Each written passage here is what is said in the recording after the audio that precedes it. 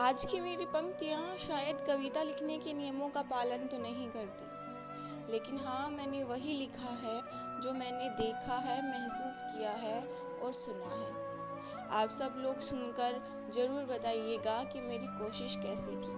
तो सुनिएगा, शुरू करती हूँ कि एक छोटी सी बच्ची जिसकी उम्र महज 10 साल है अभी, एक दिन स्कूल से वापस लौटती है, जो बहुत ही परेशान होती है। वो घर लौटते ही रोज़ाना की तरह सबको नमस्ते नहीं करती, किसी को देखकर मुस्कुराती नहीं, बस अकेले अपने कमरे में जाकर बैठ जाती है।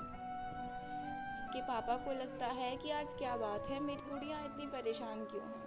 वो उसके कमरे में जाते हैं, उससे पूछने की कोशिश करते हैं, जानने की कोशिश करते हैं कि उनकी गुड़िया, उनकी राजकुमारी जो खिलखिलाते हुए स्कूल से वापस आती थी, आज उसे क्या हो गया। तो उन्होंने पूछा कि बेटा ऐसा क्या हुआ आज। तो गुड़िया जो जवाब देती है, शायद उसे सुनकर आप भी हैरान हो जाएंगे। तो सुनिएगा, बाबा, मैं कल से पढ़ने पाठशाला नहीं जाऊंगी, मैं घर में ही रहकर माँ के साथ उनका कामों में हाथ बटाऊंगी। पर बाबा, मैं कल से पढ़ने पाठशाला नहीं जाऊंगी। बाबा कहते हैं क्यों बेटा। तो गुड़िया कहती है कि घर के बाहर रहते दरिंदे बाबा, वो हैवानियत के हैं परिंदे बाबा, सब मुखदर्शक बने न कोई उनको रोकता है, बस दे कुछ सालों की सजा, शासन भी उन्हें छोड़ता है। ऐसे घुट घुट कर कैसे मैं मंजिल का सफर तय कर पाऊंगी।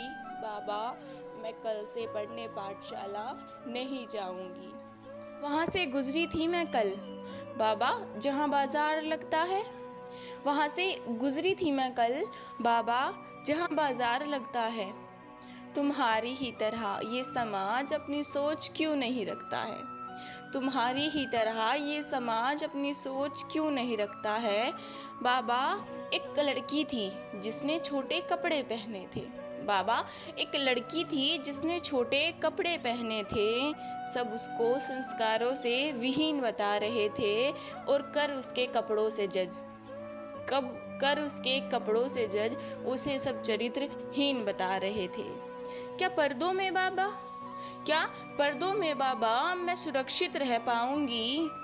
बाबा, मैं कल से पढ़ने पाठशाला नहीं जाऊंगी। बाबा, मैं कल से पढ़ने पाठशाला नहीं जाऊंगी।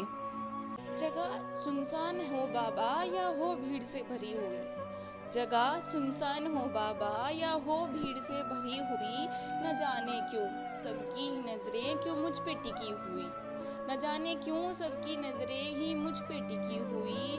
और बाबा, कहीं कुछ पल खड़े होकर किसी लड़के से बात करती हूँ तो लोग मारने लगते हैं, और पड़ी मिल जाऊं कहीं अबला सी तो धर्म के रखवाले तक मेरे कपड़े उतारने लगते हैं।